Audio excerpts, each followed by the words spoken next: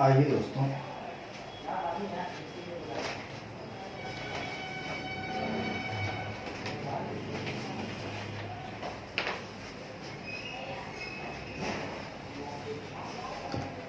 चलिए हम लोग आगे बढ़ते हैं। अपना क्वेश्चन हो गया था 4 तक हो गया था, है ना दोस्त। चलिए अब हम लोग 5 की तरफ चलेंगे। हमारा रजिस्ट्रेशन नंबर 5 क्या कहता है उस पर फोकस करेंगे, ठीक है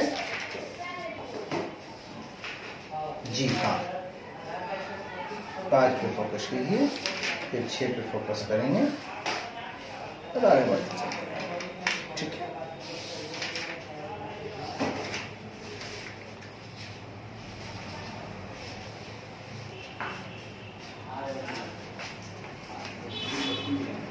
हाय,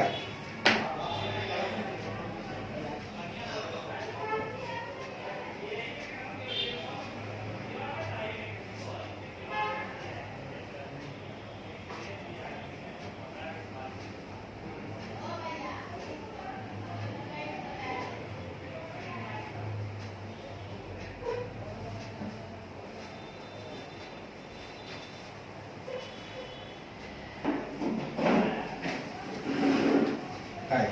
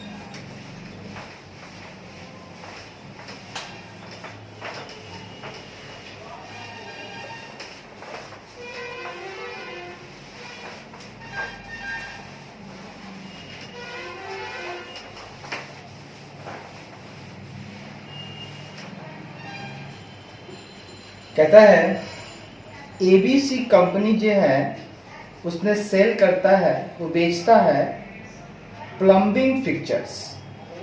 तो प्लम्बिंग करने वाला फिक्चर्स होते हैं, ठीक है।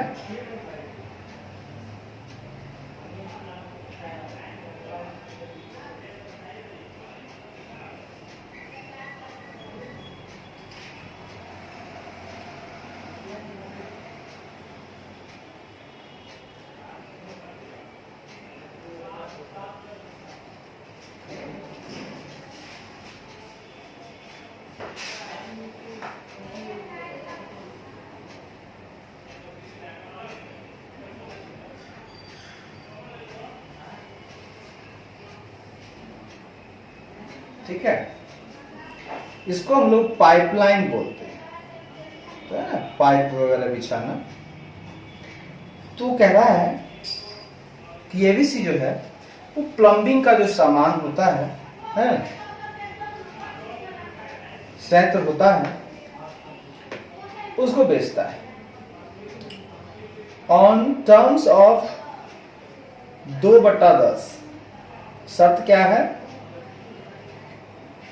2/10 का शर्त है, नेट 30 है और उसकी फाइनेंशियल स्टेटमेंट जो है लास्ट 3 इयर्स का दिया हुआ है।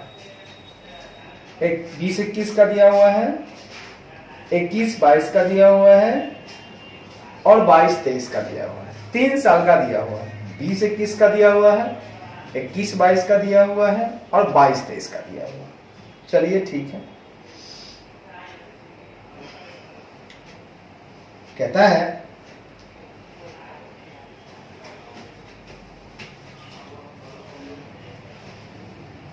कि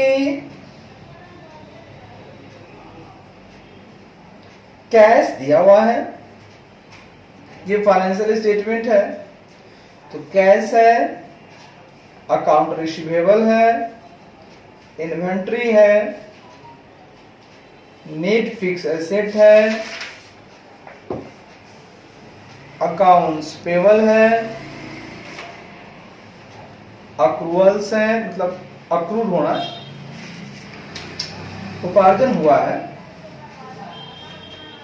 मिला नहीं होगा, अक्रूवल है, बैंक लोन है, लॉन्ग टर्म डेप्ट है, कॉमन स्टॉक है, रिटेन्ड अर्निंग है, 3 साल का सेल दिया हुआ है, 3 साल का कॉस्ट ऑफ गुड्स सोल्ड दिया हुआ है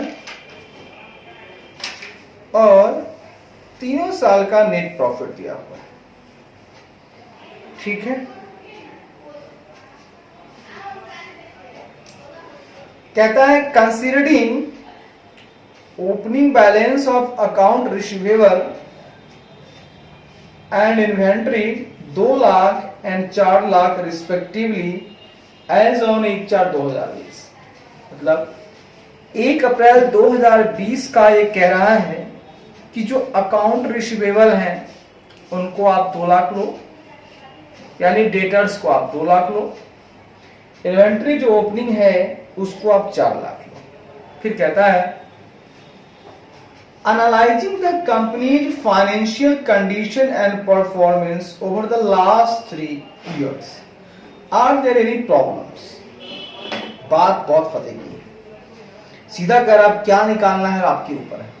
कहता है कंपनी की जो वित्तीय जो कंडीशन है, जो स्थिति है और जो उसका परफॉर्मेंस है उसको आपको एनालाइज करना है, वो भी पूरे 3 साल में क्या उसका कंडीशन है। यह खुल के नहीं कह रहा है कि कौन सा रेशियो निकालना है। अब किसी का कंडीशन जानना हो तो मैं तो समझता हूं कि सारे रेशियो निकाल दोगे। गलती या सही, आप सारे रेशियो निकालो। किसी की फाइनेंशियल कंडीशन देखना है तो सुनिए, फाइनेंशियल कंडीशन के लिए अब सब नहीं निकाले, सुनिए बताते हैं, मिस्टेक किया मैंने, सारी नहीं, फाइनेंशियल कंडीशन अगर आप जानना चाहते हो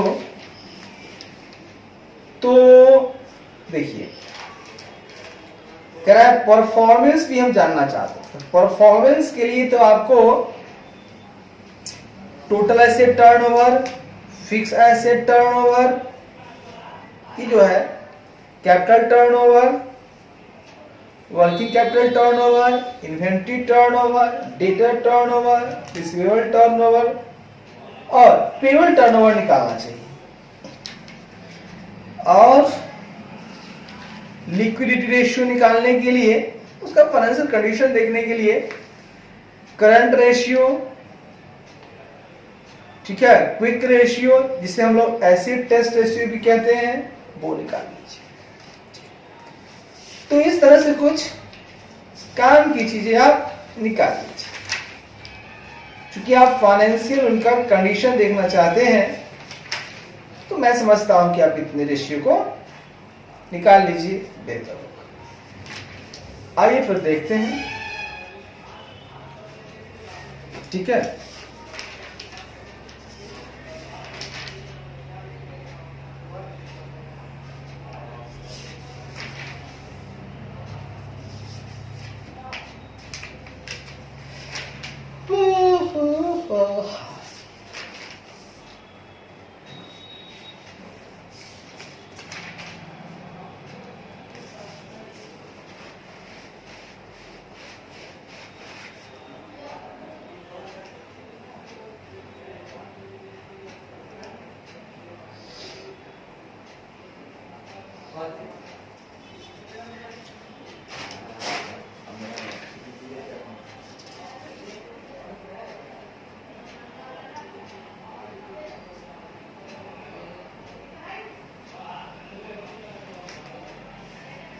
ठीक है,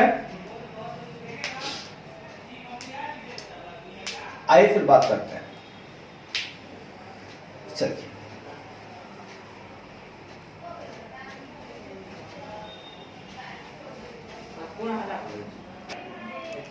आइए,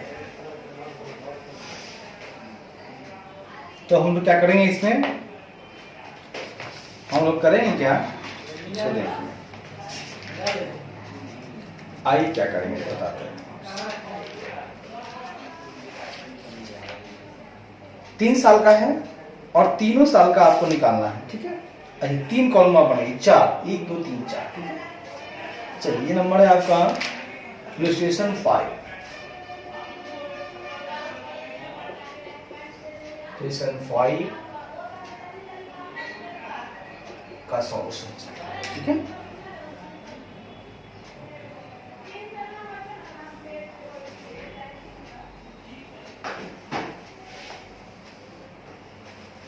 ये रहा दोस्तों, ये रहा दोस्तों। 3 साल का पहले हटाइए, 1 साल, 2 साल, ये रहा आपका 3 साल, ठीक है। यहां हम कुछ रेशियोज निकालेंगे और इधर आपका टाइमिंग स्टार्ट है 2021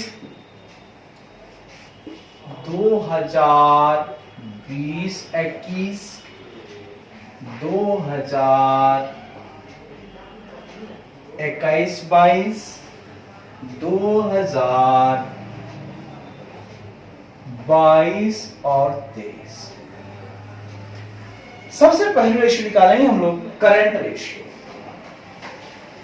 जी हाँ भाई साहब, पहली रेशियो निकालेंगे करंट रेशियो। करंट रेशियो बराबर होता है करंट एसेट्स बटा करंट लायबिलिटीज।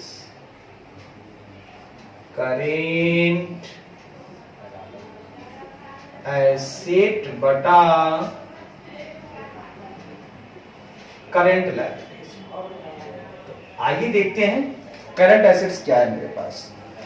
तो क्वेश्चन में करंट एसेट तो नहीं दिया हुआ है, लेकिन हाँ एक बात है, पूछिए क्या। कैश दिया हुआ है, अकाउंट रिसीवेबल दिया हुआ है और इन्वेंट्री दिया हुआ है। टोटल मिलाकर के ये आपका करंट एसेट ही तो है। कैश करंट एसेट है, account receivable and debtors cassette current asset है, इन्वेंट्री करंट एसेट।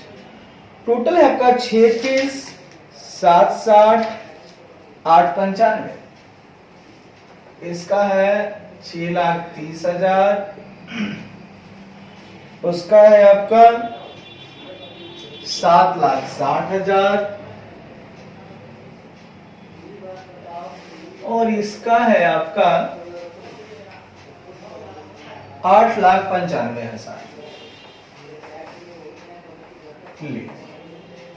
हो गया, करंट एसेट तो मिल गया। अब आपको चाहिए करंट लायबिलिटीज। जहां तक लायबिलिटी की बात है, अकाउंट्स पेबल लायबिलिटी है ना। बैंक लोन शॉर्ट टर्म है, लायबिलिटी आपको है, करंट लायबिलिटी है। ये आपका टोटल करंट लायबिलिटी। अक्रूवल है, उपार्जित हुआ है, मिला नहीं। 5 30 6 10 7 45, 5 30 6 10 7 45,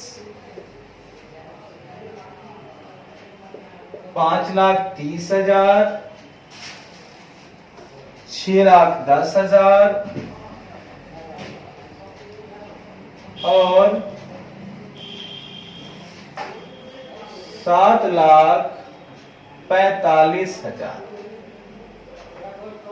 आया समझ में बात? आ गया साहब, दे दीजिए, भागा आ गया तो जी ठीक है।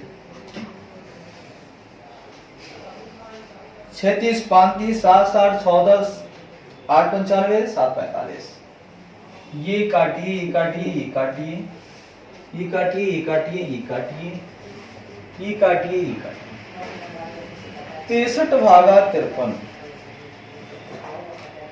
1.19, ये आ गया आपका 1.19। 76 भागा 61 1.25, ये आ गया आपका 1.25। वो आ गया आपका 195 भागा 745 1.20, ये आ गया आपका 1.20। चलिए, ये निकल गया करेंट रेशियो। अब आगे बढ़ते हैं। अब निकालेंगे दोस्तों एसिड टेस्ट रेशियो या क्विक रेशियो, जो बोला है वो एसिड टेस्ट रेशियो या क्विक रेशियो। ये क्या होता है? ये होता है क्विक एसिड बटा करंट लायबिलिटीज। क्विक एसिड्स बटा करेंट लायबिलिटीज। क्या आप जानते हैं? बिल्कुल जानते हैं सर।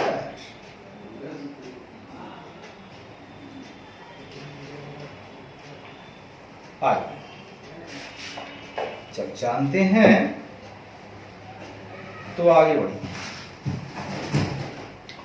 अब आपको चाहिए क्या? क्विक एसिड चाहिए, आपको चाहिए करंट लायबिलिटी चाहिए। तो क्विक एसिड मतलब होता है आपका, अगर हम बात करें तो इसका मतलब होता है अगर हम लोग करंट एसिड में से स्टॉक और प्रीपेड एक्सपेंस घटा दे तो काम हो जाएगा। तो ऐसा करते हैं, प्रीपेड तो नहीं है लेकिन स्टॉक है। इन्वेंट्री 4 लाख, 4,80,000 और 6 लाख, तीन चीज है। हम तीनों को वही निकाल देंगे, ठीक है? खाली ध्यान दीजिए। तो यहां पर 6 लाख का है, 4 लाख घटा दे तो काम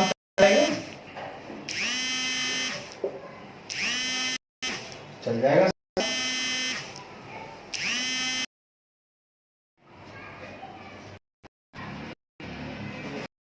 आई बिल्कुल चलेगा साहब। कहना है यहां तो बात सही है। अब आगे बढ़ते हैं। अगर हम लोग 7,60,000 में से इनका घटा दें 4,80,000, बिल्कुल काम करेगा सर। बाकी करंट लायबिलिटी वही रह जाएगा, इसकी 5,30,000 रह जाएगा। और यहां हम बात करें तो 8,95,000 माइनस अगर इनका हम 6 लाख कर दें तो चल जाएगा। जी हाँ, और बटा में आपका 7,45,000 है। 2,30,000 भागा 5,30,000, एकदम सही चल रहे हो आप। 23 भागा 53.43, पॉइंट आ गया आपका 43, 0.43 और 7,60,000 माइनस 4,80,000 यानी 2,80,000 भागा 6,10,000 हो जाएगा साहब 28 भागा 61.46। बहुत अच्छी बात है, 0.46। और 8,95 में से 6 तो हो जाएगा आपका 3,95,000 भागा 7,45,000। 395 भागा 745 की जगह 0.53,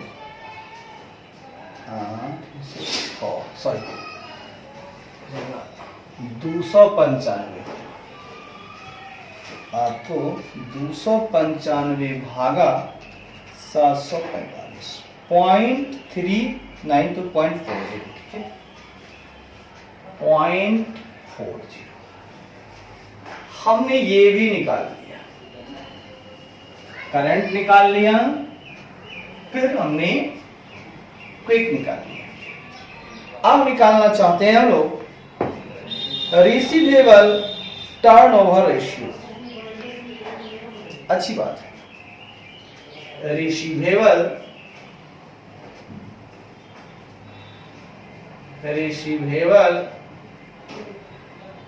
टर्नओवर रेशियो, ये होगा आपका, बीच में कुछ है नहीं है ना, तो उल्टा घूमेगा, टर्नओवर ऊपर रिसीवेबल नीचे। बात समझिए, टर्नओवर ऊपर रिसीवेबल। यहां पर ध्यान रखना है, आपको लेना है एवरेज रिसीवेबल, और यहां पे चूंकि मुझे चाहिए था क्रेडिट सेल, तो क्रेडिट सेल की चर्चा नहीं है, इसलिए सेल से काम चला लेंगे। सेल्स बटा एवरेज रिसीवेबल्स, एवरेज रिसीवेबल, ऐसा करते हैं। सब में सेल तो पता है, 40 लाख, 43 लाख, 38 लाख, ठीक है। चलिए 40 लाख, 43 लाख, और यहां है आपका 38 लाख। साहब एवरेज रिसीवेबल बराबर होता है, यहां अगर हम बात करें, होता है opening receivable plus closing receivable बटा 2। ये कौन नहीं जानता है।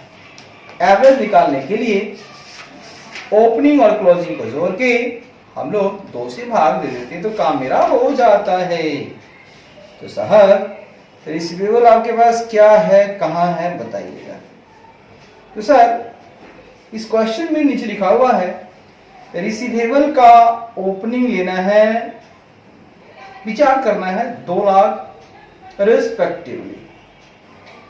भैया ओपनिंग 2 लाख, 2 लाख, 2 लाख, 2 लाख, 2 लाख, 2 लाख, 2 लाख, कोई दिक्कत? कोई दिक्कत नहीं। ओपनिंग आपको बोला जा रहा है 2 लाख लेने की। तो जब 1/4/2020 की मैं बात कर रहा हूं साहब, तो 2020 का अगर ओपनिंग दिया हुआ है, तो 21 में जो क्लोजिंग होगा, 20 का जो क्लोजिंग होगा, तो फिर 21 का ओपनिंग हो जाएगा।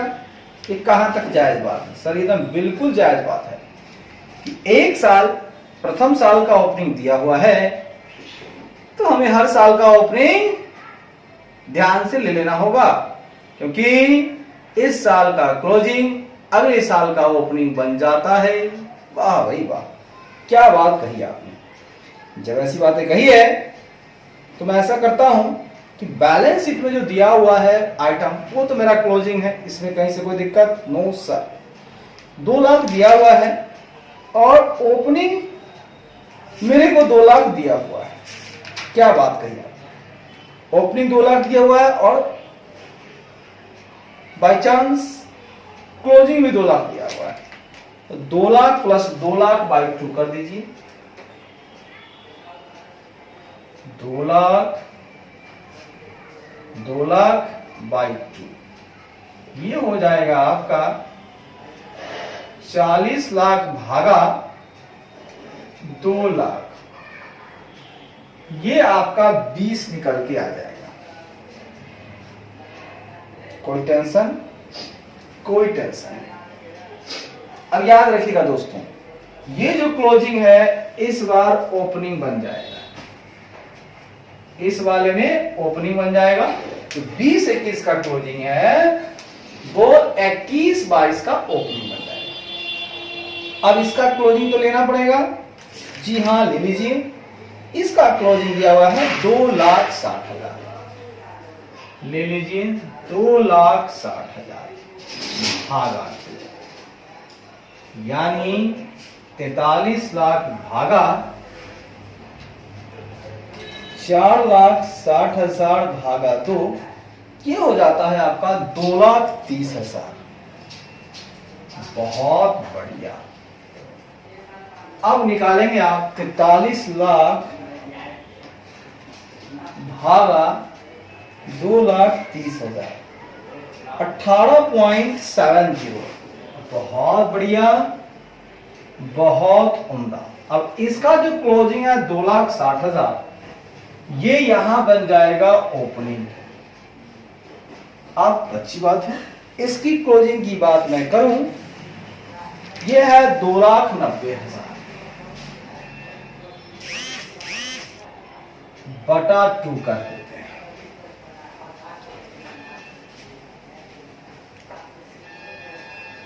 आइए साहब आइए, 2,60,000 प्लस 2,90,000 5,50,000 भागा 2 अगर आप करते हैं 2,75,000 आ जाता है।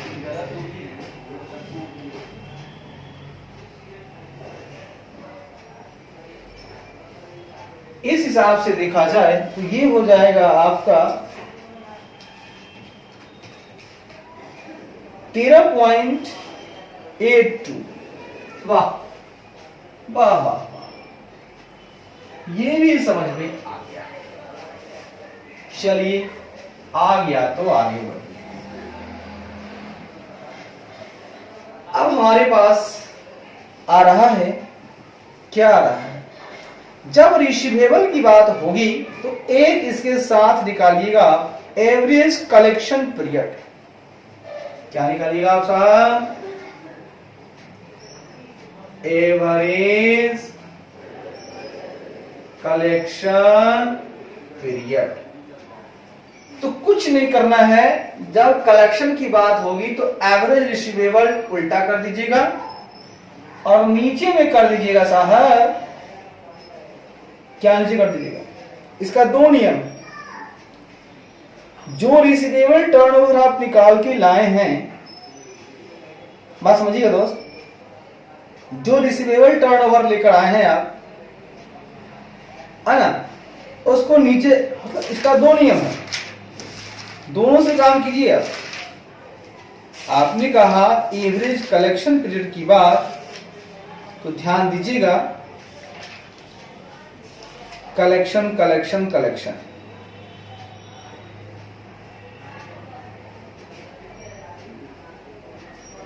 ये तो वेलोसिटी, वही वेलोसिटी है। एवरेज डेली सेल्स और ऊपर में एवरेज अकाउंट रिसीवेबल। अगर आप ऐसा करते हो तो क्या आता है वो देखिए। पॉडी निकालने के लिए आपको क्या करना होगा, 365 से भाग देना होगा। तो जो सेल है आपका 40 लाख, भागा करेंगे आप 365, आ जाएगा 10,95,8। 10,95,8। अब आप क्या कीजिए, 2 लाख भागा 10,95,8, 18.25 आ गया। देखिए तरीका 2 है आपके पास। अब आप क्या यूज करेंगे आपके ऊपर, या तो आप एवरेज अकाउंट रिसीवेबल्स ऊपर करके, मतलब ठीक इसका उल्टा कर देना है आपको। जो रिसीवेबल टर्नओवर रेशियो है, देखिए दोनों नियम लिखते हैं, आपको जो पसंद आए, तुमको जो पसंद हो वही बात करेंगे, ठीक है, जो पसंद आए उसको यूज कीजिएगा। तो कहता है, या एक तो है इसका उल्टा कीजिए, एवरेज रिसीवेबल्स एवरेज रिसीवेबल्स बटे average daily sales, average daily sales. अगर ये पसंद नहीं है आपको तो आप कर सकते हो, क्या कर सकते हो, 300, अब इसी का यूज कर लेंगे, 365 बटा receivable turnover ratio, receivable turnover ratio. देखिए, हालांकि रिसीवेबल टर्नओवर रेशियो ये जो है हमने आखिरकार किया वही हमने, हाजी भाई साहब, किया वही। हाँ, आपको कौन सा अच्छा लगता है? हम दोनों मेथड से चलते हैं, मजा दोनों का लेंगे, कोई दिक्कत नहीं सर। एवरेज रिसीवेबल आप उठाते हैं यहां पे, यहां पे आया है रिसीवेबल 2 लाख रुपए, बटा अगर आप करते हैं डेली पेड सेल्स, तो सेल है आपका 40 लाख, तो डेली का मतलब पूरे साल में 365 दिन होता है, तो डेली निकालने का मतलब है कि 365 से इसमें आप भाग दें। कोई दिक्कत सर? क्या बात करते हैं, कोई दिक्कत नहीं। तो आप इसको ऐसा भी लिख सकते हैं, 2 लाख भागा 4 लाख, 4 लाख भागा 365, ये शक्ल है, जोड़े इसको उल्टा कीजिए, तो 2 लाख गुने 365 भागा 40 लाख, ठीक है। भागते के देखिए, 365 भागा 20, सर 18-25 तो आ गया। और वैसे भी अगर आप चलते हैं, ठीक है, अगर ये मेथड पे चलते हैं, 365 भागा रिसीवेबल टर्नओवर आपका 20 है, तब भी मेरे खुदा क्या आएगा? वही आएगा जो मंजूर खुदा आएगा। यहां भी 365 भागा 20 मिला है आपको, ऑलरेडी 18.25। इसमें बात करेंगे हम लोग, आपका एवरेज रिसीवेबल्स इसमें है 2,30,000 भागा करेंगे 43 लाख भागा 365, इसको लिख सकते हैं 2,30,000, उल्टा है ना, तो उलटता है नीचे वाला तो ऊपर चला जाता है, 365 बटा 43 लाख, 3 तो 23 भागा 430 भागा 23, 18.70। भाई साहब 23 से काटे इसको तो 18.70 आया। और यही चीज अगर टर्नओवर की बात है तो मेरा टर्नओवर भी 18.70 आया है। आप किसी भी रास्ते से चलो, आपको आएगा 365 भागा 18.70। आप निकाल लेंगे 365 भागा 18.70, आपका आ जाएगा 19.52। बहुत बढ़िया, ये आ गया आपका 19.5। वही काम यहां करते हैं, तो एवरेज रिसीवेबल्स मेरे पास है साहब 2,75,000, शेल है मेरे पास 38 लाख। अब देखिए, इसमें हम ऐसे चलते हैं, सिंपल चलेंगे, 365 भागा हमने क्या किया, ये नियम लगा लेते हैं, भागा मेरे को चाहिए रिसीवेबल टर्नओवर जो आया है 13.82, ठीक है।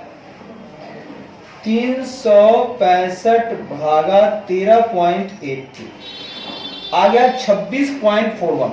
बढ़िया, 26.41। आपने क्या देखा? आपने देखा कोई भी मेथड हम लगाएं, जवाब एक ही आता है। आपके पास जो वेलोसिटी है या कलेक्शन पीरियड जिसको बोलते हैं, इसको एवरेज कलेक्शन पीरियड बोल सकते हैं, और आप इसको रिसीवेबल वेलोसिटी भी बोल सकते हैं, या रिसीवेबल वेलोसिटी। या तो आप क्या करो, जो आपका रिसीवेबल टर्नओवर है, सेल ऊपर, एवरेज रिसीवेबल नीचे, वेलोसिटी में एवरेज रिसीवेबल ऊपर कर देंगे और नीचे में लिखेंगे एवरेज डेली सेल्स। डेली के लिए 365 से भाग देंगे, या आप 365 बटा रिसीवेबल टर्नओवर अगर निकाल चुके हैं तो 365 बटा रिसीवेबल टर्नओवर रेशियो भी कर देंगे, तो जवाब आपका वही आएगा साहब। साहबजादे भाई साहब, रिसीवेबल तो निकाल लिया हमने, अब मेरी इच्छा है यहां पर इन्वेंट्री की चर्चा जब हो ही चुकी है तो जरा जरा में हम लोग इन्वेंट्री टर्नओवर रेशियो निकाल लें तो कैसा रहेगा सर? बहुत अच्छा रहेगा। निकालिए इन्वेंट्री टर्नओवर रेशियो, क्योंकि ये क्या होगा, ये होगा टर्नओवर। इन्वेंट्री के साथ हमेशा कॉस्ट ऑफ गुड्स सोल्ड आता है, ध्यान रखिएगा। क्या आता है टर्नओवर में? कॉस्ट ऑफ गुड सोल्ड बटा टर्नओवर। टर्नओवर में एवरेज पे काम कीजिएगा, बटा एवरेज इन्वेंट्री। वाह भाई वाह। कॉस्ट ऑफ गुड सोल्ड बड़ा ही प्यार मोहब्बत से दिया हुआ है, 32 लाख, 36 लाख, 33 लाख दिया हुआ है। 32 लाख, 32 लाख। अच्छा, एवरेज का मतलब तो कोई भी बता देगा आपको। एवरेज का मतलब होता है ओपनिंग प्लस क्लोजिंग बटा 2। कोई दिक्कत? कोई दिक्कत नहीं है साहब, आप बढ़ते जाइए, कोनो दिक्कत नहीं है, कोनो दिक्कत ना बा बेटा। 32 लाख, 36 लाख, और ये रहा आपका 33 लाख। 32 लाख, 36 लाख, 33 लाख।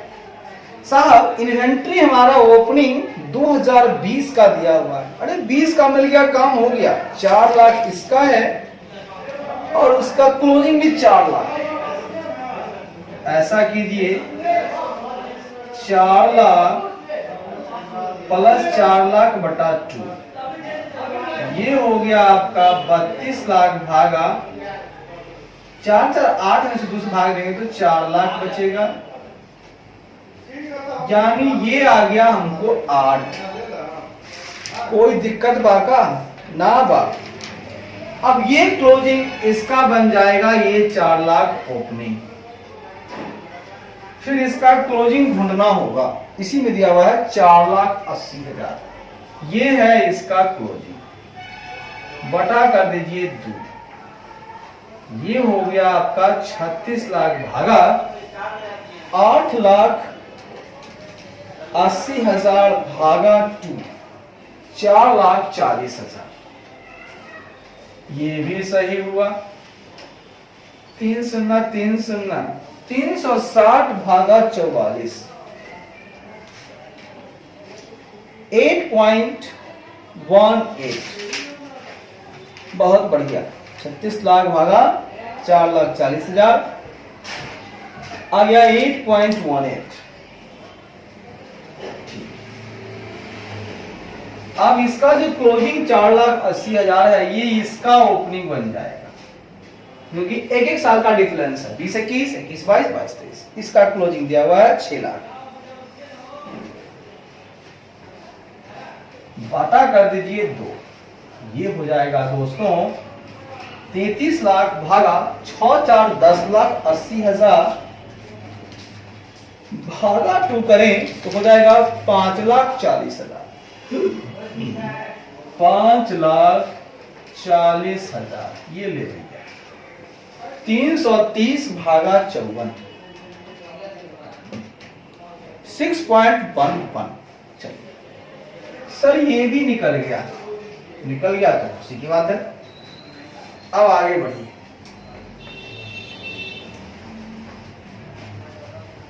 आगे दिया हुआ है साहब,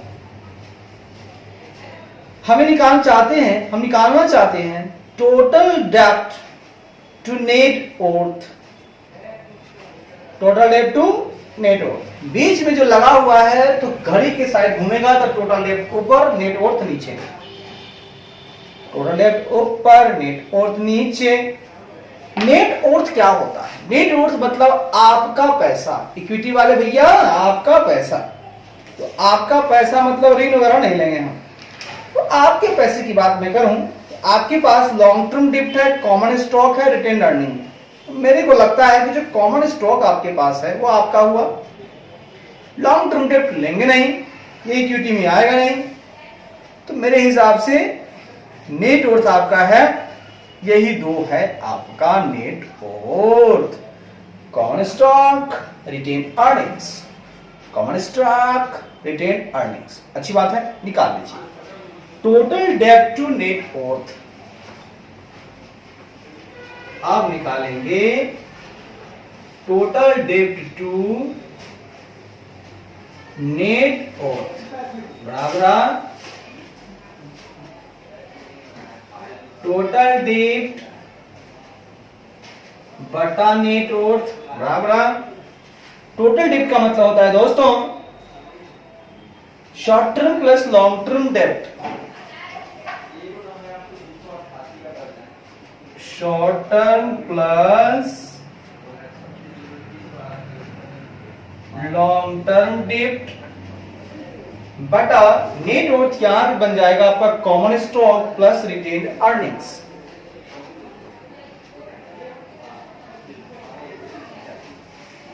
प्लस रिटेन्ड अर्निंग्स। आइए शॉर्ट टर्म कहां दिया हुआ है? लॉन्ग टर्म तो आपका देखिए, बैंक लोन जो आपका शॉर्ट टर्म है वो हुआ वो, और लॉन्ग टर्म ही हुआ। 1 लाख 3 लाख 4 लाख, 1 लाख 3 लाख 4 लाख। क्या हो गया? शॉर्ट टर्म आपके पास हो गया 1 लाख, लॉन्ग टर्म आपके पास हो गया 3 लाख। ठीक है, और कॉमन स्टॉक आपका हो गया 1 लाख, ये हो गया, और 5 लाख ये हो गया। 1 लाख और 5 लाख हो गया 6 लाख। अच्छा, करंट लायबिलिटीज कहीं दिया हुआ क्या? नहीं सर, पेबल तो दिया हुआ है, तो पेबल दिया हुआ तो लीजिए ना। पेबल हुआ, अक्रूवल हुआ और बैंक लोन, ये क्या है? पूरा का पूरा करंट लायबिलिटीज है भैया। 5,30,000 करंट लायबिलिटी दिया हुआ है क्वेश्चन में, और 3 लाख है लॉन्ग टर्म डेब्ट। तो 5,30,000 और 3 लाख बुक को देखते हुए मैंने कर दिया 5,30,000 प्लस 3 लाख, 5,30,000 प्लस 3 लाख बटा में कर लीजिए आप 1 लाख प्लस 5 लाख। 1 लाख प्लस 5 लाख, ये आपको 8,30,000 भागा 6 लाख 83 बटा 60, ये आ गया आपको 83 भागा 60, 1.38। 1.38। दूसरी की बात करें, 6,10,000 प्लस 3 लाख,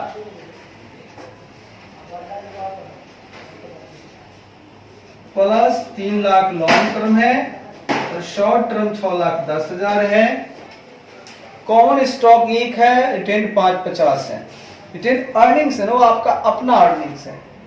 तो क्या हुआ? 1 और 550, 1 लाख प्लस 5,50,000, 6 3 9 लाख 10,000, 6,50,000। देखिएगा भैया, 91 भागा 65, 1.4।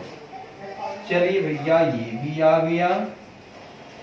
उसके बाद बात करेंगे 7,45,000 और 3 लाख लॉन्ग टर्म डेप्ट है, शॉर्ट टर्म 7,45,000। तो 7,45,000 प्लस 3 लाख, कॉमन स्टॉक है 1 लाख, फिर 5,50 से 1 लाख प्लस 5,50,000।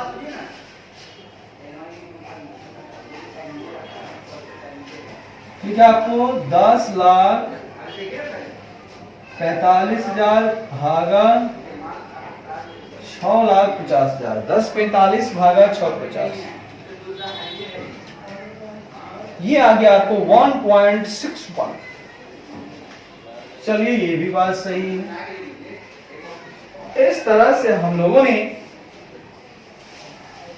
ये भी निकाल लिया साहब। अब क्या निकालना चाहते हैं भैया? तो भैया अब हम निकालना चाहते हैं वो है मेरा, ठीक है, टोटल डेट टू नेटवर्थ निकाल लिए। अब निकालेंगे long term debt to total capitalisation.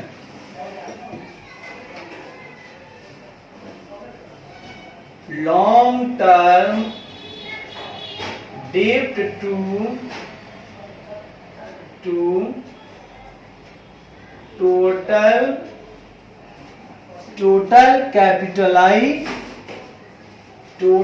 Capitalisation. तो कुछ नहीं है, आप क्या करें, लॉन्ग टर्म बटा टोटल कैपिटलाइजेशन की बात हो रही है तो ले लीजिए total capital. Long term debt आपका तो तीनों में उतना ही है। देखिए ऐसे लीजिए इसको, लॉन्ग टर्म डेट बटा टोटल कैपिटल। तो सर लॉन्ग टर्म डेट है 3 लाख 3 लाख 3 लाख, लीजिए इसमें भी है 3 लाख, इसमें भी है 3 लाख, और भैया इसमें भी है 3 लाख। अब हम टोटल कैपिटल की बात करेंगे तो सर कैपिटल कितना हुआ आपका? तो देखिए टोटल कैपिटल की अगर बात है तो कैपिटल में कौन कौन आएगा सुनिएगा। आपने कहा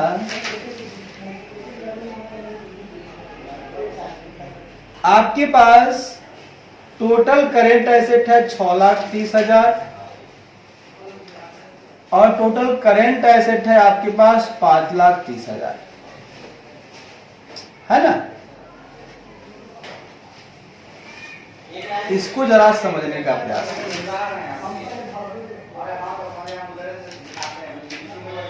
ठीक है?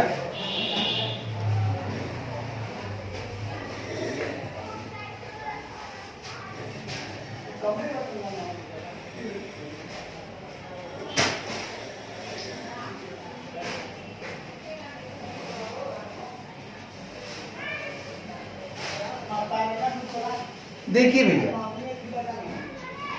अगर हम टोटल कैपिटल की बात करें तो मेरा एक ही उद्देश्य होगा जो सुनिएगा और आपको मजा आ जाएगा। देखिए भैया, अपना पैसा तो आपने लगाया, खुशी की बात है, और जो आपने ऋण से पैसा लिया उसको क्या किया भैया? जो हमने ऋण से पैसा लिया और वो भी लॉन्ग टर्म से लिया, वो भैया पूंजी में लगाने के लिए तो लिया।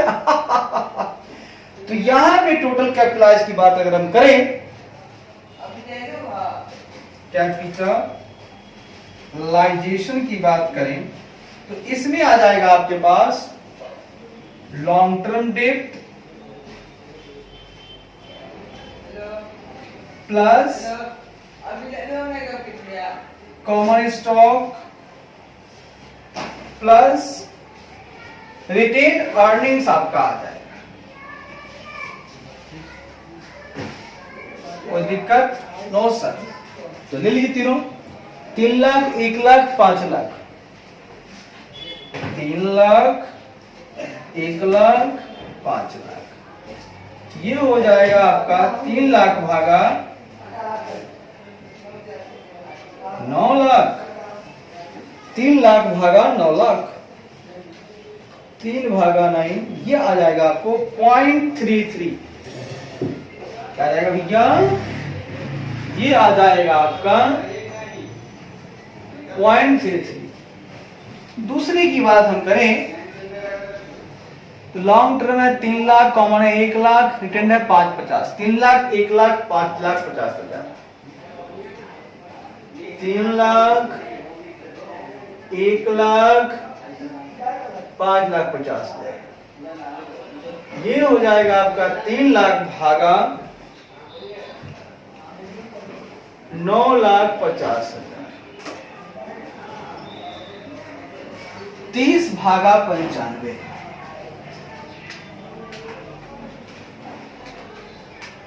ये आ जाएगा 0.32। और यहां की बात करें तो इसमें सेम है 3, 1, 5, 50। इसका भी यही है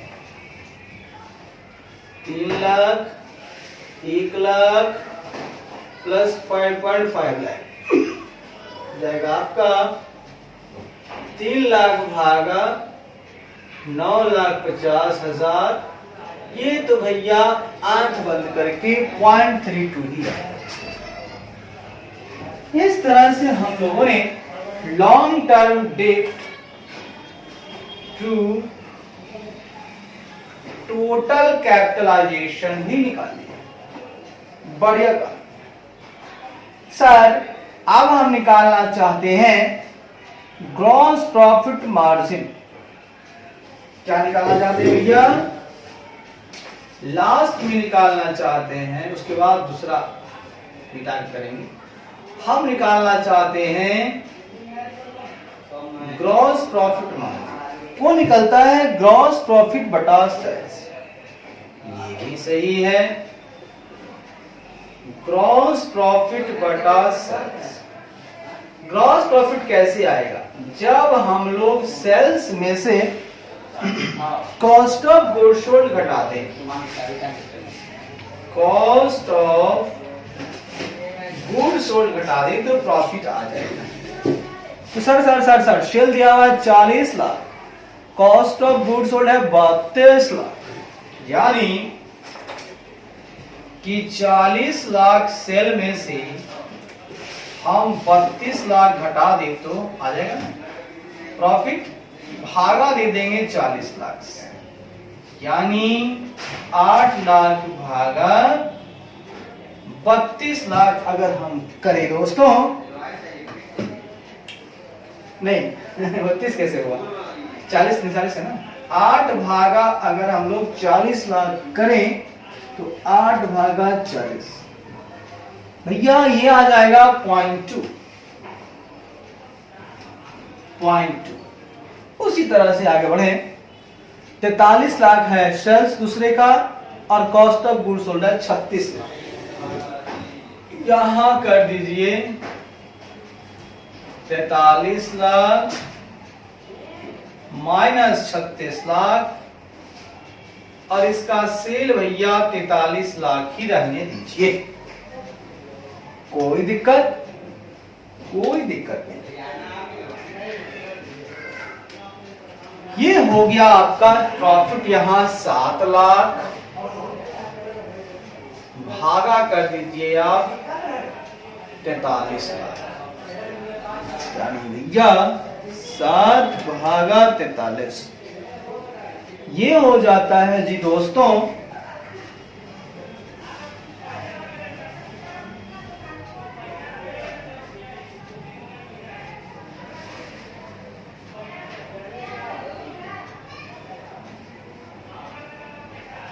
0.16।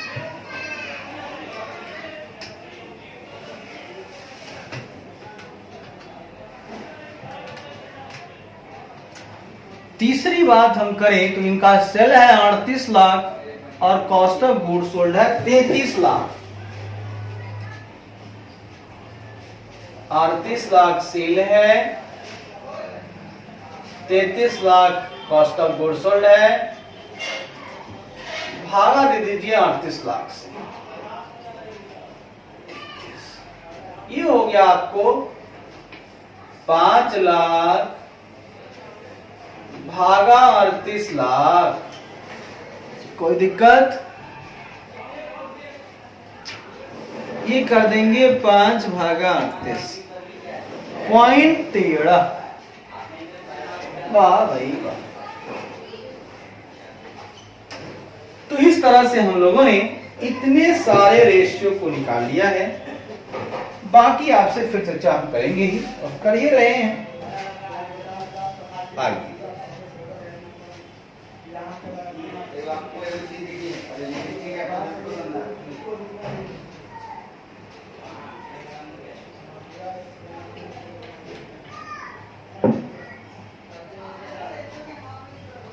हम लोगों ने एक आध पॉइंट और निकालना है, पहले इस तरह को समझते हैं फिर आपसे बात।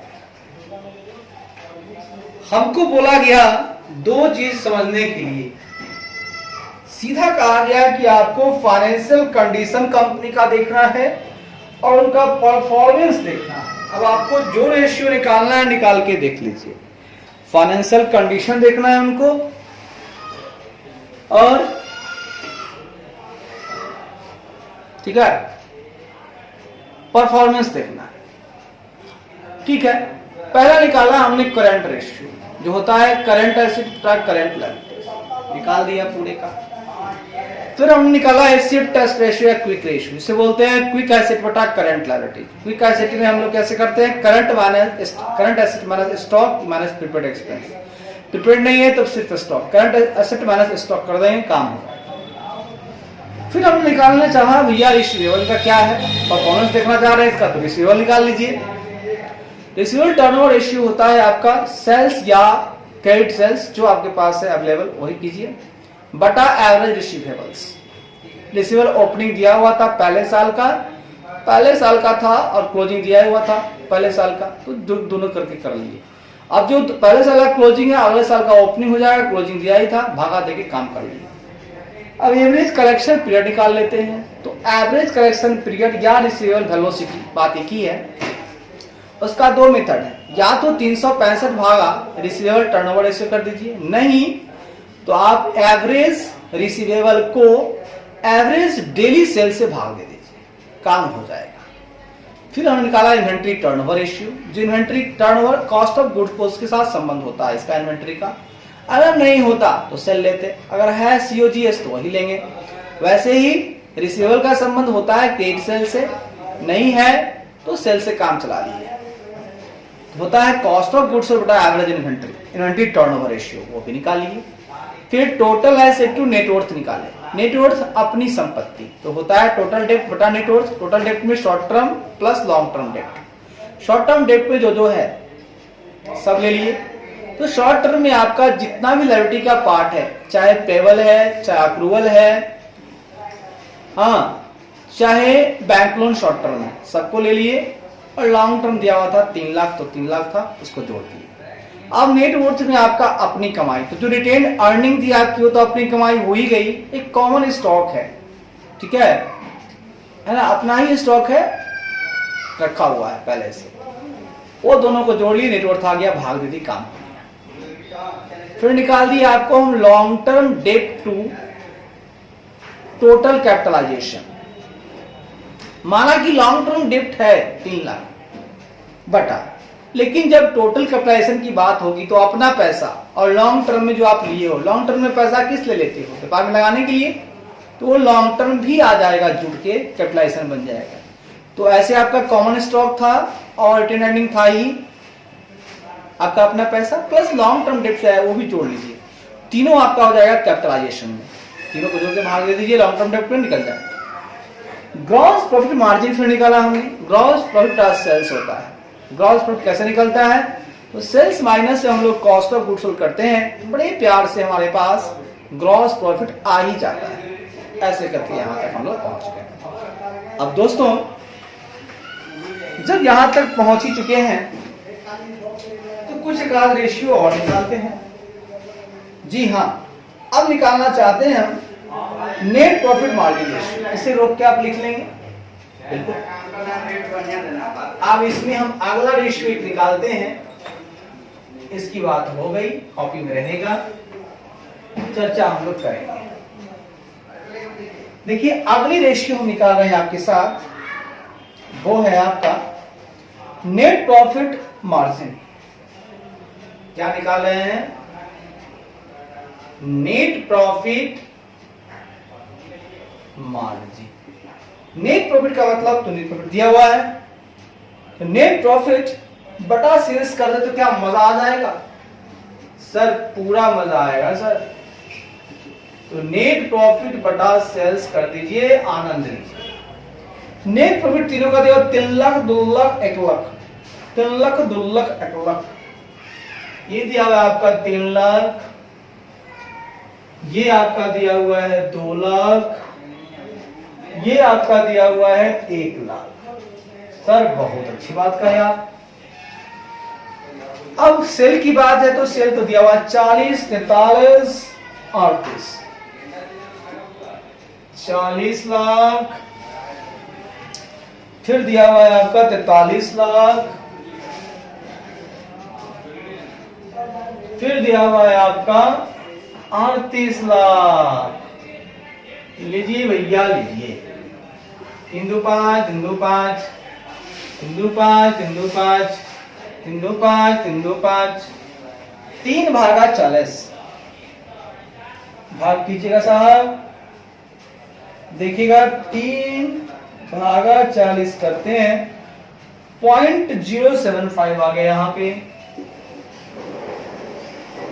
दूसरे का है 2 भागा 43, आ गया 0.04447, 0.047। 1 भागा 38 अगर आप करते हैं तो आता है 0.026।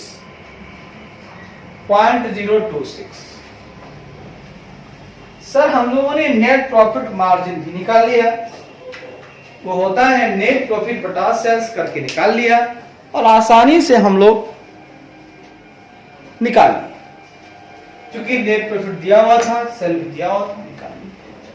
सर सुनिए ना, हमारे पास एक चीज दिया हुआ है, निकाले उसे। क्या बोलो ना सर, हम निकालना चाहते हैं टोटल एसेट टर्नओवर। देखिएगा बीच में टू नहीं है ना, टर्नओवर उल्टा घूमेगा। टर्नओवर ऊपर, टोटल एसेट नीचे, नीचे नीचे नीचे। आइए दोस्त,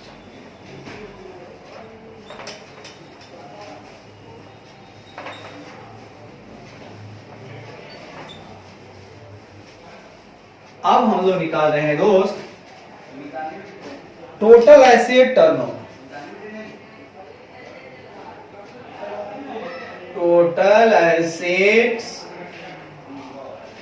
टर्नओवर। टर्नओवर यहां पे सेल है ना? जी हां, सेल्स बटा यहां पर सेल होगा। सर सेल दिया हुआ है 40 lakh, 43 lakh, 38 lakh. 40 lakh, 43 lakh, 38 lakh. Sir total asset नहीं बताए। देखिए आप तो जानते हैं कि current assets plus fix asset is equal to का होला? सर तो होला टोटल एसेट होला। तो देखिए total current net fix asset है, तो करंट प्लस फिक्स ये हो गया आपका टोटल एसेट, जो एकदम खुलेआम दिया हुआ है। 1430, 1560, 1695, 14,30,000। उसके बाद 15,60,000, और दिया हुआ है आपका 16,95,000। बहुत एक बढ़िया। 3 0 3 0 1 0 1 0 3 0 3 0 1 0 1 0 3 0 3 0 40 भागा 143 0.28 पॉइंट क्या गया 40 लाख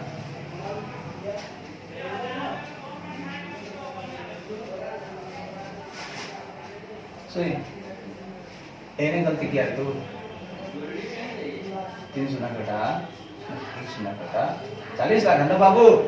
हाँ सर 400 भागा 143 27.2.79 इसको कर दिए 2.80। 430 भागा 156 2.75 2.76 कर दीजिए 2.76 और 3800 भागा 1695 2.24। अच्छा है अच्छा। तो सर हम लोगों ने यहां पर एक और रेशियो निकाल लिया, बड़ा ही सिंपल था। रेशियो था आपका total asset to turnover ratio. तो आपको तो पता है टोटल एसेट टर्नओवर का मतलब होता है टर्नओवर ऊपर एसेट टोटल एसेट नीचे। यहां टर्नओवर का मतलब सेल के साथ संबंध है, सेल बेटा टोटल एसेट। तो सेल तो तीनों का दिया हुआ था, अब हमें टोटल एसेट निकालना था। तो जब हम टोटल एसेट निकालने चले तो मेरे पास फिक्स एसेट दिया हुआ था ही और टोटल करंट एसेट भी दिया हुआ था। करंट में फिक्स जोड़ के भी टोटल दिया हुआ था, बस लिए डाल दिए निकाल दिए। चलिए भैया जहां तक ये बात भी सही हो गई। अब एक रेशियो और हम लास्ट निकालना चाहेंगे। तो मोटा मोटी देखिए क्या क्या निकाले। तो रिसीवेबल के साथ संबंध निकाले, इससे हमको पता चला कि भैया उनका फाइनेंशियल कंडीशन क्या है। परफॉर्मेंस देखने के लिए हम लोग उनका जीपी एनपी निकाल लिए, टोटल एसेट टर्नओवर, एसेट लगा के टर्नओवर कितना निकला उनका। और हम देखना चाहते हैं रिटर्न ऑन एसेट क्या निकला उनका। एक बार और हम एक चीज देख लेते हैं उनका, क्या देखेंगे सो देखिएगा। उनका एक चीज हम और निकलना चाहते हैं, तो बात को समझिएगा। हम उनका देखना चाहते हैं रिटर्न ऑन एसेट, एसेट पे क्या रिटर्न आया। तो रिटर्न मतलब ऊपर रिटर्न बटा एसेट, यानी कि नेट प्रॉफिट बटा टोटल एसेट्स। अगर हम बात करेंगे रिटर्न ऑन एसेट की बात अगर हम करते हैं तो ये हो जाता है आपका नेट प्रॉफिट बटा टोटल एसेट्स। ये हो जाता है आपका नेट प्रॉफिट बटा टोटल एसेट। वाह भाई वाह, नेट प्रॉफिट तीनों का दिया हुआ भैया, चिंता नहीं करना है। 3 लाख 2 लाख 1 लाख 3 लाख 2 लाख 1 लाख और टोटल एसेट भैया अभी अभी निकाले हैं 14,30,000 15,60,000 और निकाले 16,95,000। वाह जिया हो बेटा, जिया हो बिहार के लाला। अभी मेरे में 30 भागा 143, 30 भागा ये हो गया का भैया 0.209 यानी 0.21। उसके बाद आ गया आपका 3 0 3 0 1 0 1 0 20 भागा 156। आ गया आपको 0.128 यानी 0.13। ये आ गया 0.13। अब आइए 100 भागा 1695, 1695 0.058 यानी 0.06 करें काम चलेगा, बिल्कुल चलेगा 0.06। भैया हमने लास्ट में एक रेशियो और निकाल के देख लिया। वो रेशियो था हमारा रिटर्न ऑन एसेट रेशियो था। आपको कैसा लगा ये बताइए। सर बहुत ही अच्छा लगा, आप काम करेंगे तो अच्छा लगेगा ही सर। चलिए खुशी की बात है जो अच्छा लगा। लास्ट में हमने वो भी देख लिया। चलिए अब हमको एनालिसिस करके बताइए क्या खोया क्या पाया, मतलब क्या अच्छा था इसमें, क्या बेहतरीन लगा आपको, थोड़ा एनालिसिस कर दीजिए, जान आ जाएगा। क्योंकि एज ए गाइडर आपको एनालिसिस करना होगा कि आप मुझे गाइड कर रहे हो क्या।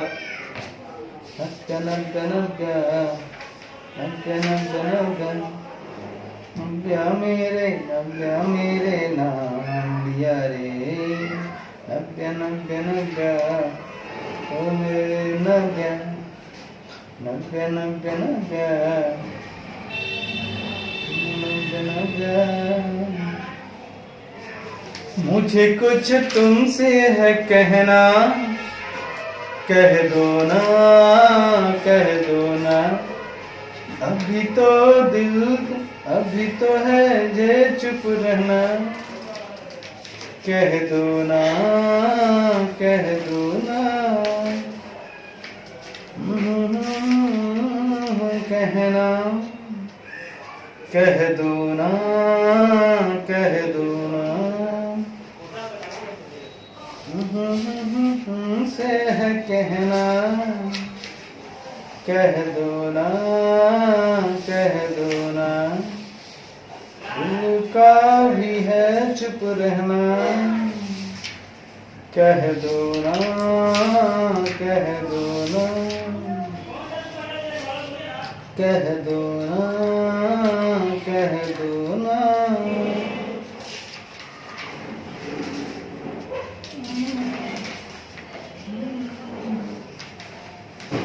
कह दो ना, कह दो ना, कह दो ना। आइए दोस्तों, रेशियो सारा निकल गया आपके आंख के सामने है, इसको नोट कर लीजिए। अब हम आपको बताएंगे इसका एनालिसिस करके, कुछ लिखेंगे कुछ बताएंगे। जी सर बताइए। देखिए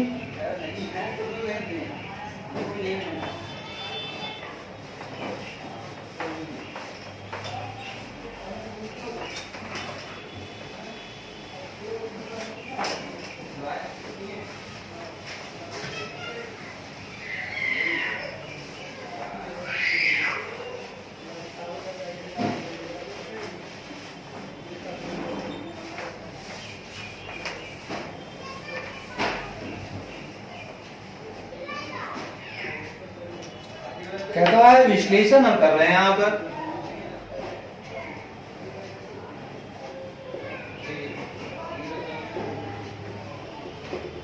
पहला कहता है the current ratio and quick ratio are, देखिए करंट रेशियो कितना है आपका 1.19, 1.25, 1.20, ठीक है, less than the ideal ratio. देखिए करंट रेशियो क्या होता है, आइडियल रेशियो क्या है 2.1। कहता है चालू अनुपात और त्वरित अनुपात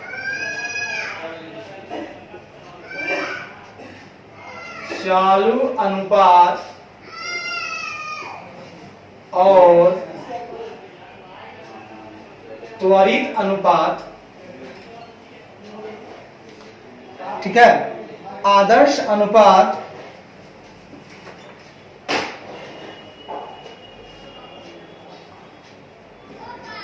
आदर्श अनुपात 2:1 और 1:1, 2:1 और 1:1 क्रमशः, यानी करंट रेशियो होना चाहिए 2:1 होना चाहिए, यानी कि 2 होना चाहिए, और ये कम से कम 1 होना चाहिए। तो भैया तीनों में देखा जा रहा है, एक से कम है एसिड वाला यानी त्वरित वाला, लिक्विड वाला, क्विक वाला बोलिए उसको, और वो भैया 2 होना चाहिए, 2 से कम है 1.19 है, 1.25 है, 1.20। अब क्या होगा से कम है, 2:1 और 1 से कम है, से कम है, इंडिकेटिंग दैट, जो दर्शाता है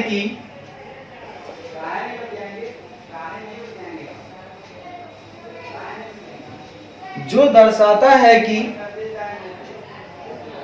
company is not having enough resources to meet its current obligation, कि कंपनी के पास अपने चालू दायित्वों को, कि कंपनी के पास अपने चालू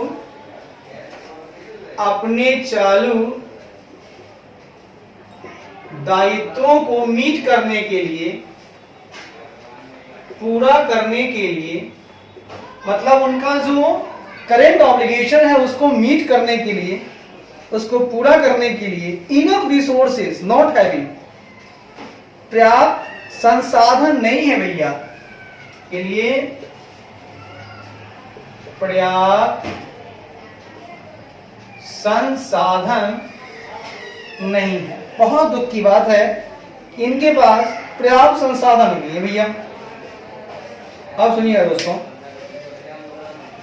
मैंने क्या कहा, गौर फरमाइएगा। मैंने कहा कि करंट रेशियो और जो इनका क्विक रेशियो है, जिसकी आइडियल रेशियो की बात करें तो 2:1 होता है और 1:1 होता है, लेकिन ये दोनों ही रेशियो इनके आइडियल रेशियो से कम है, यानी वो तो 1 से कम है, पॉइंट में है क्विक, और ये 2 से कम है, मतलब कहीं 1.25 है, कहीं 1.3 है, कहीं 1.7 है, ऐसे कर कुछ भी है, लेकिन 2 से कम है। इसका मतलब क्या होता है, जो दर्शाता है कि कंपनी के पास अभी 3 साल में कम है, जो दर्शाता है कि कंपनी के पास अपने चालू दायित्वों को पूरा करने के लिए, उनकी जो करंट ऑब्लिगेशन है उसको मीट करने के लिए, देने के लिए उनके पास इनफ रिसोर्सेज नहीं है, यानी पर्याप्त संसाधन नहीं है। चलिए, ये एनालिसिस आपका बहुत क्लियर रहा। आप सर आगे की एनालिसिस करिए। कहता है रिसीवेबल की बात जहां तक हम करेंगे तो रिसीवेबल है आपका 20 है, 18 है, 13 है रिसीवेबल टर्नओवर, ठीक है। जहां तक रिसीवेबल की बात है तो आपका अकाउंट रिसीवेबल है आपका 2 लाख था, फिर 2,60,000 हुआ, फिर 2,90,000 हुआ, बढ़ रहा है भैया। तो कह रहा है रिसीवेबल्स आर ग्रोइंग स्लोअर, प्राप्य राशियां धीमी गति से बढ़ रही हैं।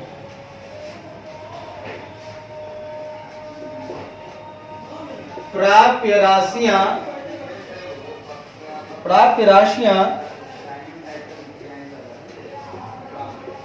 धीमी, पर्याप्त राशियां धीमी गति से बढ़ रही है।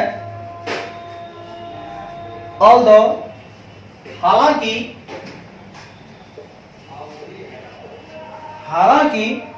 The average collection period is still very reasonable relative to the terms given। हालांकि दी गई शर्तों के सापेक्ष, हालांकि दी गई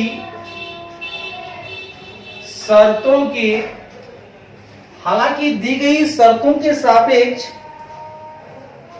ठीक है, एवरेज कलेक्शन पीरियड, औसत संग्रह अवधि, औसत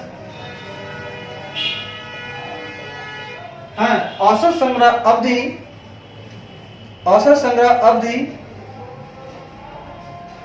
स्टिल वेरी रिजनेबल, अभी भी बहुत उचित है, अभी भी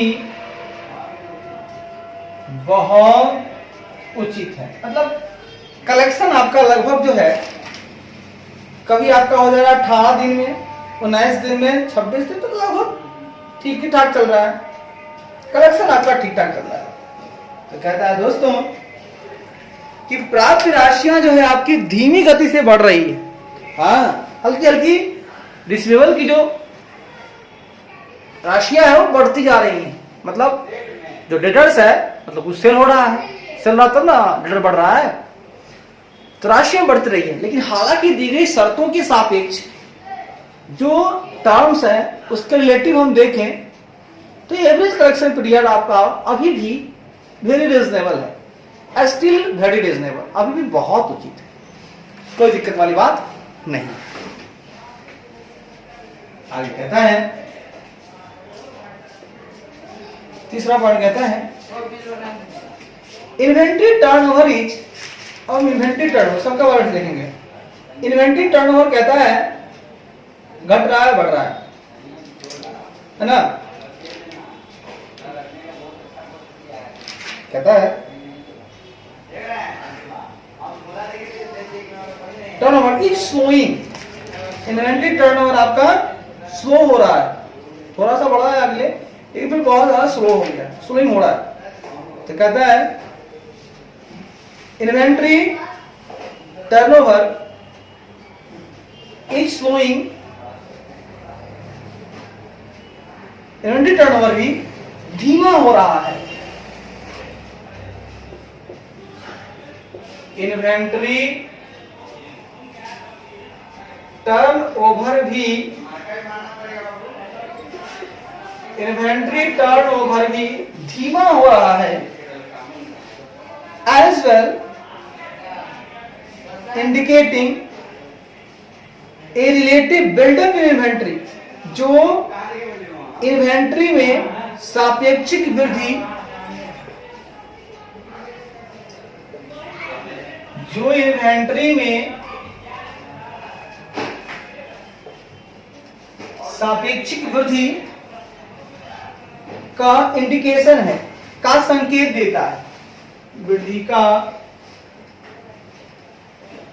संकेत देता है। सर क्योंकि ये क्या बोला आपने?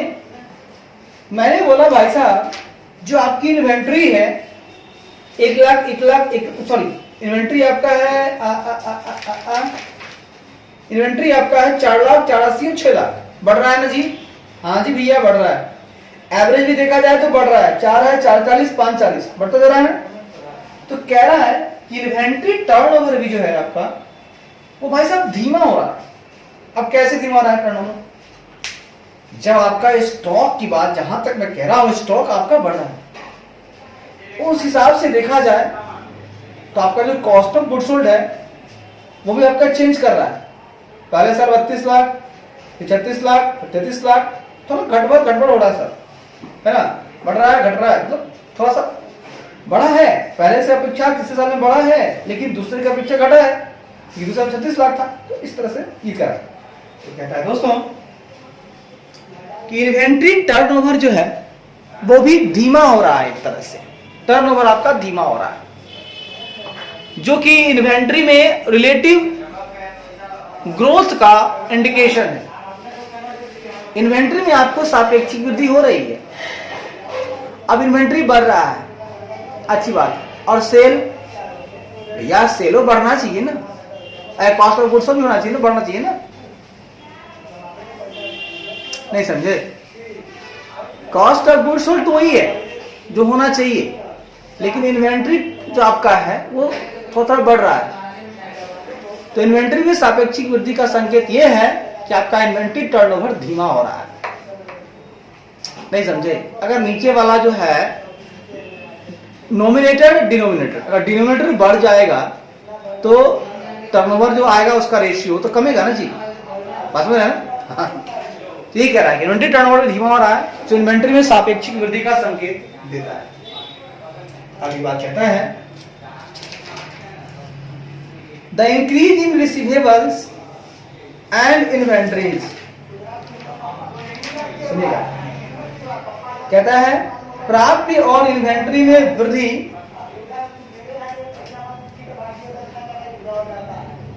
प्राप्य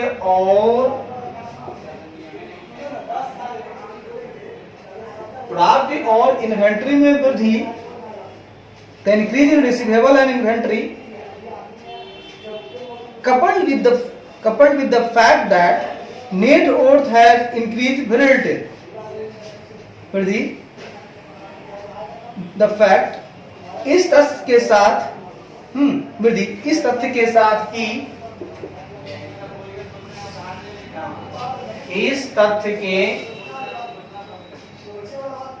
तथ्य के साथ कि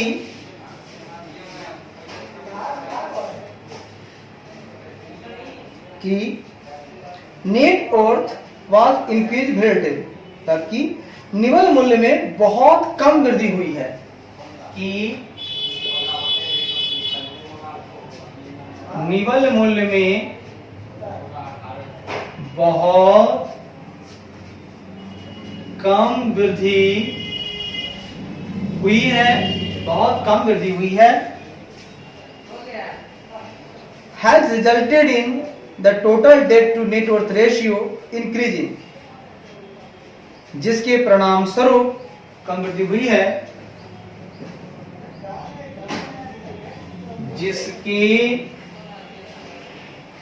जिसके परिणाम स्वरूप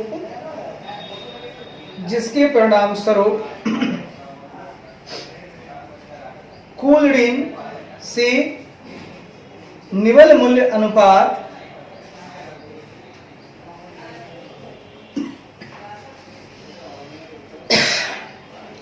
ना, total debt to net worth ratio परिणाम स्वरूप टोटल डेट टू नेटवर्थ अनुपात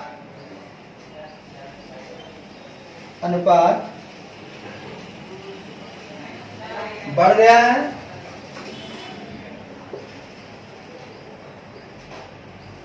है, अब देखिए तो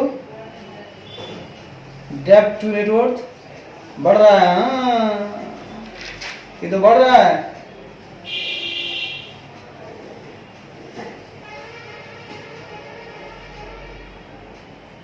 to what would have to be regarded on the absolute basis as a high level, जिसे ठीक है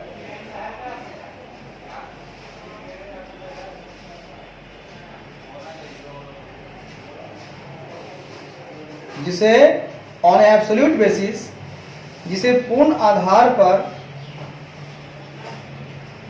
उच्च स्तर के रूप में माना जाना चाहिए, जिसे पूर्ण आधार पर उच्च स्तर के रूप में माना जाना चाहिए, स्तर के रूप में माना जाना चाहिए। चलिए ठीक है, आगे बढ़िए, इसको पहले समझिए क्या कहता है। ये कहता है भैया कि प्राप्य और इन्वेंट्री में वृद्धि, रिसीवेबल में इन्वेंट्री में वृद्धि हो रही है, इस तथ्य के साथ कि जो नेट वर्थ है उसमें बहुत कम, वेरी लिटिल वृद्धि हुई है। प्राप्य में बढ़ती हो रही है, रिसीवेबल बढ़ रहा है, इन्वेंट्री बढ़ रहा है, लेकिन नेट वर्थ बहुत ही कम वृद्धि होती है, जिसके परिणाम स्वरूप टोटल डेब्ट टू नेट वर्थ जो है उसका अनुपात बढ़ गया है, क्योंकि नेट वर्थ उतना हिसाब से नहीं बढ़ रहा है, इसीलिए जो रेशियो है वो बढ़ रहा है, जिसे हम पूर्ण आधार पर उच्च स्तर के रूप में, है ना, जिसे पूर्ण आधार पर उच्च स्तर के रूप में माना जाना चाहिए।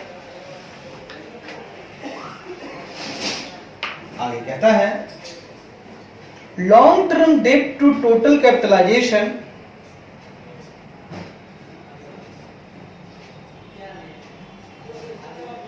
has not changed relatively. Long term debt to total capitalization मतलब कुल पंजीकरण दीर्घकालिक ऋण टू, ऐसे लिखिए, दीर्घकालिक ऋण टू कुल पूंजीकरण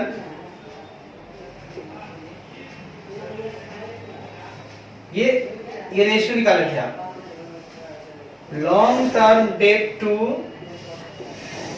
टोटल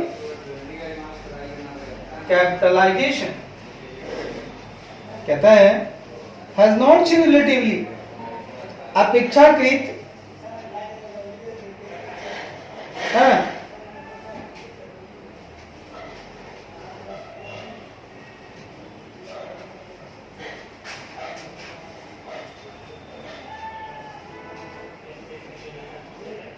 अपेक्षाकृत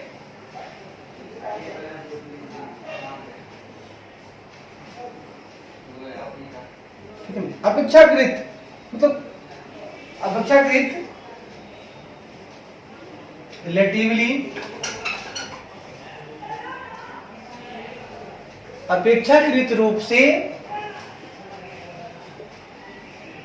नहीं बदला है, coupled with the fact that, इस तथ्य के साथ कि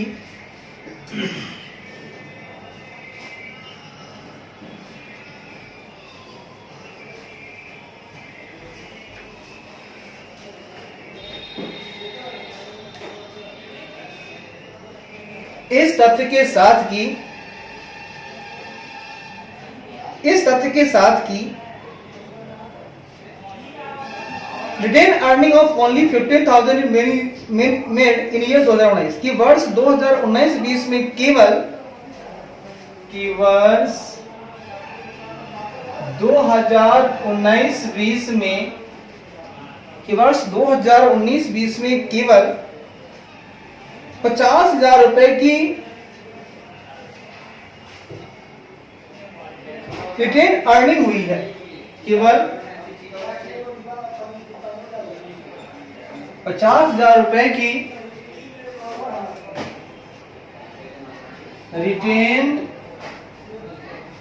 अर्निंग्स हुई है। कितना हुआ रिटेन अर्निंग्स? मात्र 50,000 19-20 में।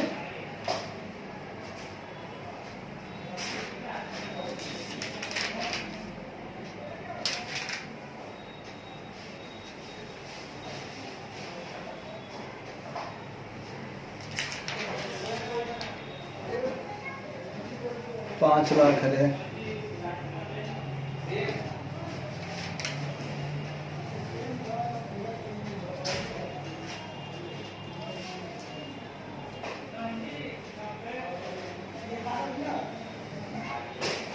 केवल 5 लाख रुपए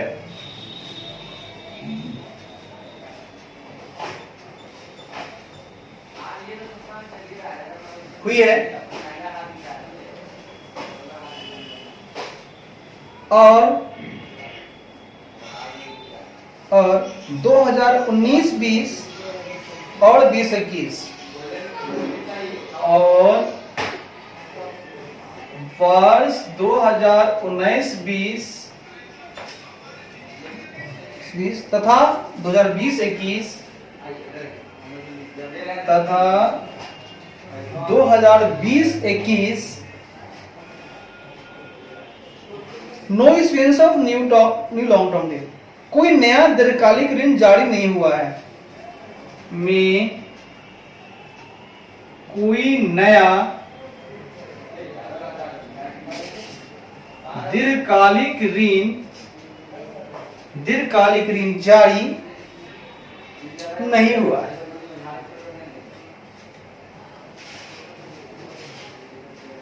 हाँ, जारी नहीं हुआ है, ये बात भी सही है।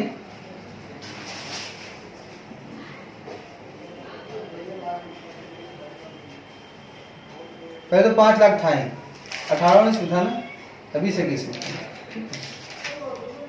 तो 19-20 की बात हम करें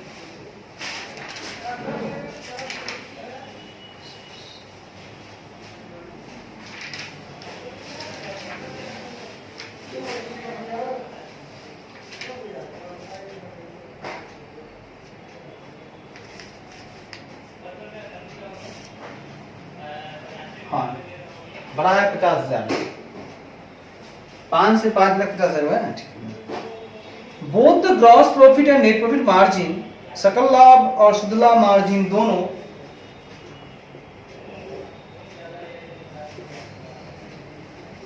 सकल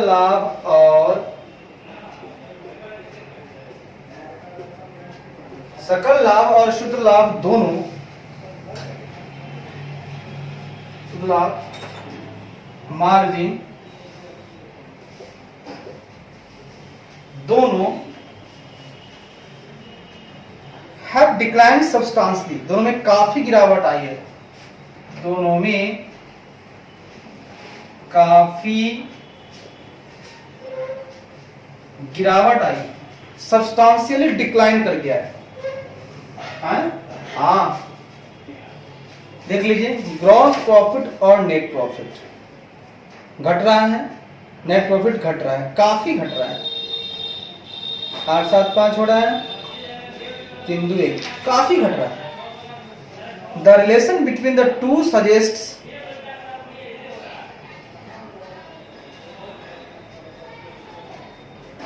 दोनों के बीच संबंध से पता चलता है कि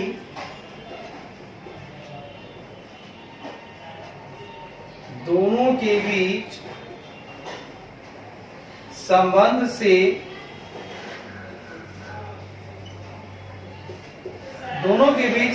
से पता चलता है कि the company has incurred more relative expense, कि कंपनी ने अधिक सापेक्ष व्यय किए हैं, कि कंपनी ने अधिक सापेक्ष व्यय किए हैं। हो सकता है, नहीं हुआ है, ठीक है। कहता है the relationship between the two suggest that the company has incurred more relative expense, the buildup in inventory and receivable, inventory और प्राप्य में वृद्धि हैज रिजल्टेड, इन्वेंट्री और प्राप्य में वृद्धि के परिणाम स्वरूप,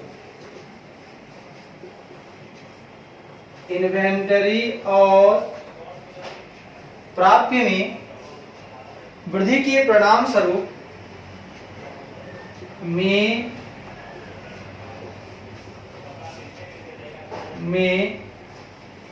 वृद्धि के परिणाम स्वरूप इन decline in the asset turnover ratio, स्वरूप परिसंपत्ति टर्नओवर अनुपात में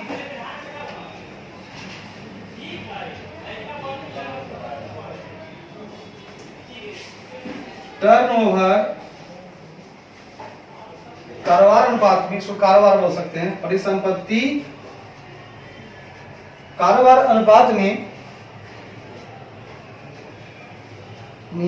गिरावट आई है,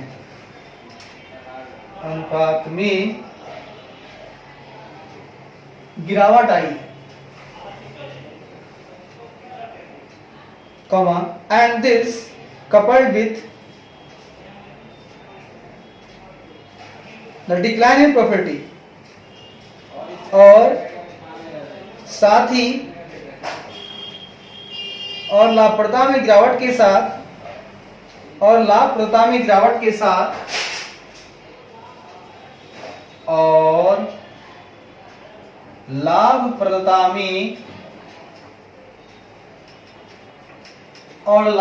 में गिरावट के साथ, coupled with the decline in profitability, has resulted in a sharp decrease in return on asset ratio. परिसंपत्ति अनुपात पर, यानी कि रिटर्न ऑन एसेट,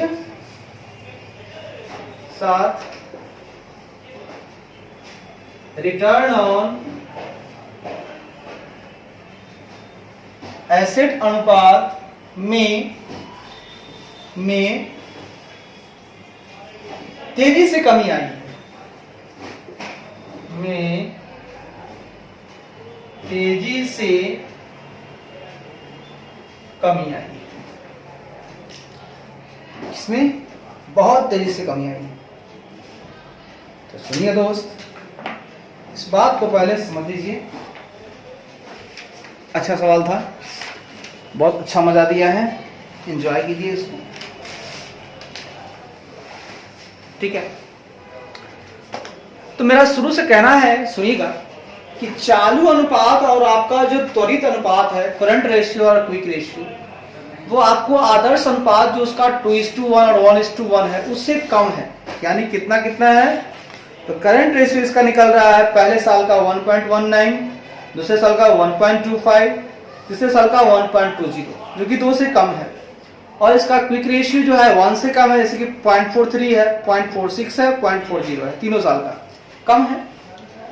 तो यह दर्शाता है कि कंपनी के पास अपने चालू दायित्वों को पूरा करने के लिए पर्याप्त संसाधन नहीं है भैया। दूसरी बात, प्राप्य राशियां धीमी गति से बढ़ रही हैं। जो अकाउंट रिसीवेबल है भैया, उसकी हम बात करेंगे, तो वो धीमी गति से बढ़ रही है। कैसे सर? तो एवरेज रिसीवेबल देखें तो 2 लाख पहले था, फिर 2,30,000 हुआ, 2,75,000, बढ़ रहा है, लेकिन धीमी गति से बढ़ रहा है। हालांकि दी गई शर्तों के सापेक्ष जो हमको टर्म दिया गया है, उनका जो एवरेज कलेक्शन पीरियड है अभी भी बहुत उचित है। इनका एवरेज कलेक्शन पीरियड है पहले साल का 18.25 दिन, अगले साल का 19.52 डे, यानी कि मोटा मोटी 19 दिन, 18 दिन, और लास्ट वाले का 26 दिन। तो वो मोटा मोटी बराबर चल रहा है। तो औसत संग्रह अवधि अभी भी बहुत उचित है।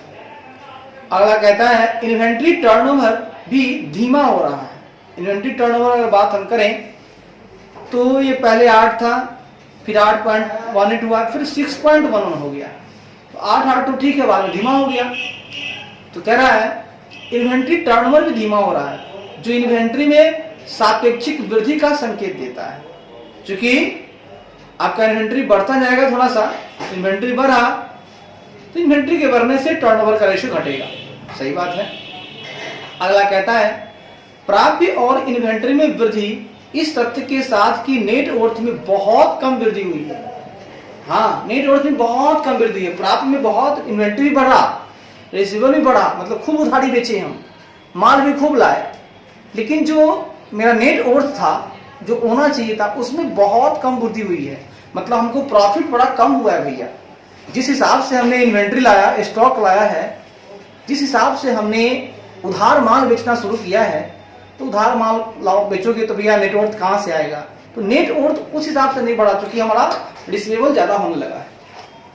जिसके परिणाम स्वरूप क्या हुआ कि टोटल डेप्ट टू जो नेटवर्थ था वो अनुपात बढ़ गया है।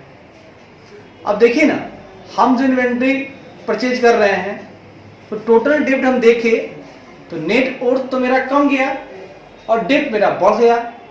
तो टोटल डेप्ट ऊपर होता है, नेटवर्थ नीचे होता है। अब इसका अनुपात मेरा बढ़ा दिया उसको, जिसे पूर्ण आधार पर कहेंगे कि भैया उच्च स्तर का रूप में माना जाना चाहिए। ये भी सही बात है। आगे कहता है long term debt to total capitalisation जो है अपेक्षाकृत रूप से नहीं बदला है।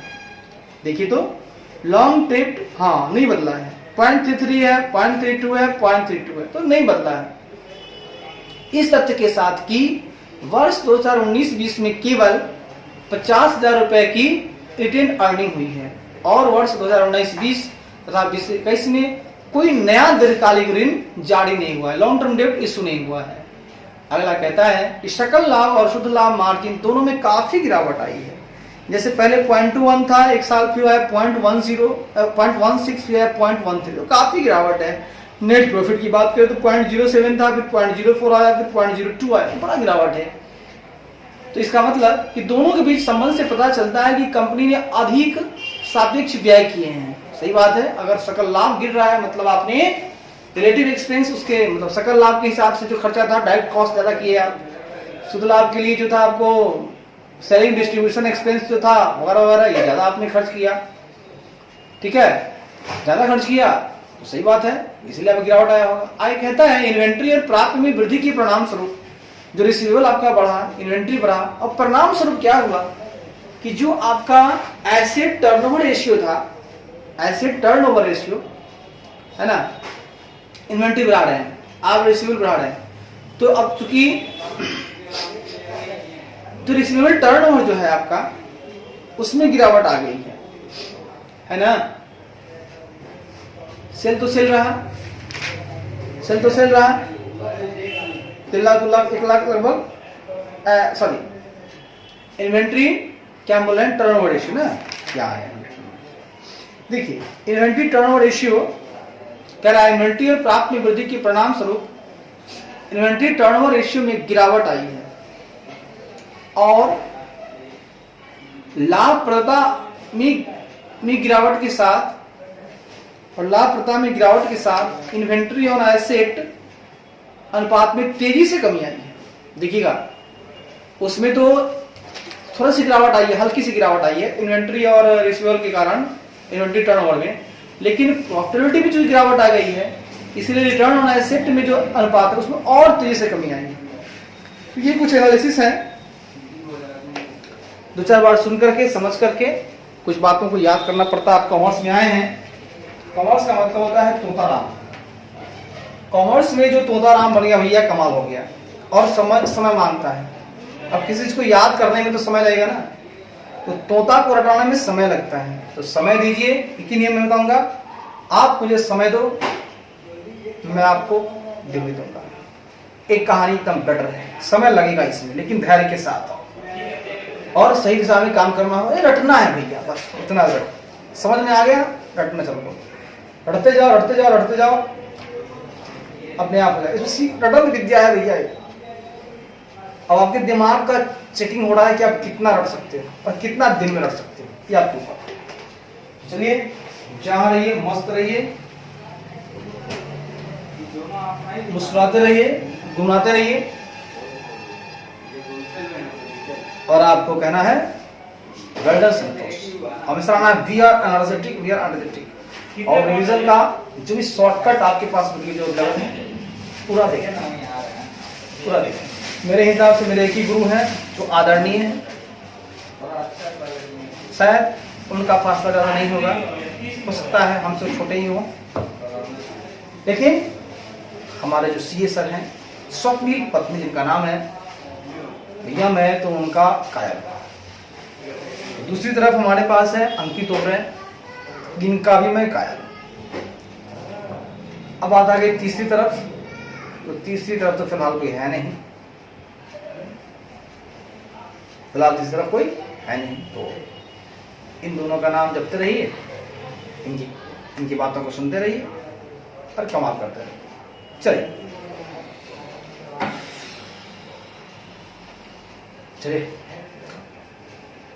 करो या मरो, करो या मरो, करो या मरो, एक ही नारा अपना भैया। और सुना है वंदे मातरम, वंदे मातरम, वंदे मातरम। जय हिंद, जय भारत।